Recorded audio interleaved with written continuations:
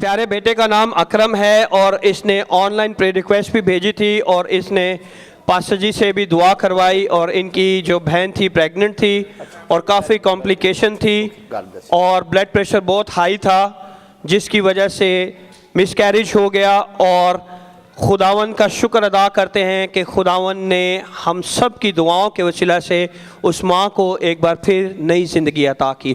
ज़ोरदार तालियां बजाएं यीशु के नाम को जलाल देने के लिए, क्योंकि वो हमें ज़िंदगी देने के लिए आया। कितने लोगों का ईमान है कि खुदावन हमें ज़िंदगी देने के लिए आया? अगर आपका ईमान है तो ज़ोरदार तालियां बजाएं कि हमें खुदावन ज़िंदगी देने के लिए आया है।